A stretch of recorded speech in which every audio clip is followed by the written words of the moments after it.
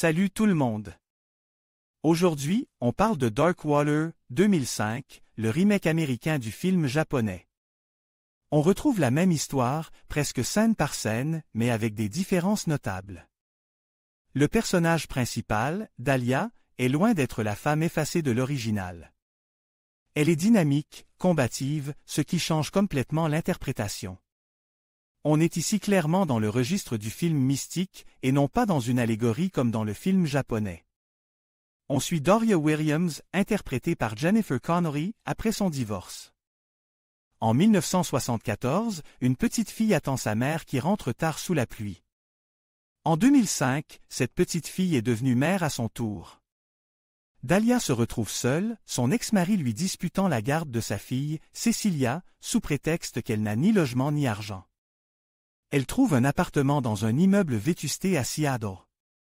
Cecilia déteste l'endroit, pas à cause d'une quelconque présence surnaturelle, mais simplement parce qu'elle le trouve laid et triste.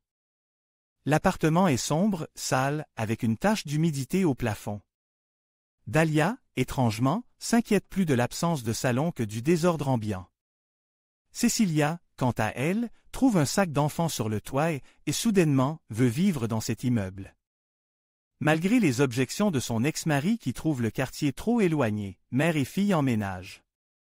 Dahlia trouve du travail, la vie semble s'améliorer, à l'exception de cette fuite au plafond qui empire de jour en jour. On découvre ensuite que Dahlia souffre d'un traumatisme d'enfance lié à sa mère alcoolique et violente. Ce traumatisme ressurgit après son divorce, peut-être un transfert de ses sentiments envers sa mère à ceux envers son mari. Elle apprend l'histoire de Natasha, une fillette qui a vécu dans l'immeuble et qui s'est noyée sur le toit. Le fantôme de Natasha semble croire que Dahlia doit être sa mère, menaçant Cecilia sinon. Dahlia finit par faire un sacrifice pour sa fille, mourant dans le processus, mais après avoir pu dire au revoir à Cecilia. En conclusion, Darkwater 2005 est un remake fidèle, mais avec des nuances importantes. L'absence d'adolescents, l'absence d'accusation contre le concierge et l'histoire de la mère alcoolique sont des ajouts qui modifient le récit. Le changement de personnalité de l'héroïne transforme le film en une histoire de fantôme pure et simple, contrairement à l'original, qui explorait davantage la dépression et le suicide. Le résultat ? Deux films excellents, mais différents, l'américain comme un thriller mystique, le japonais comme une allégorie poignante. Chacun a sa propre force. Alors, lequel préférez-vous?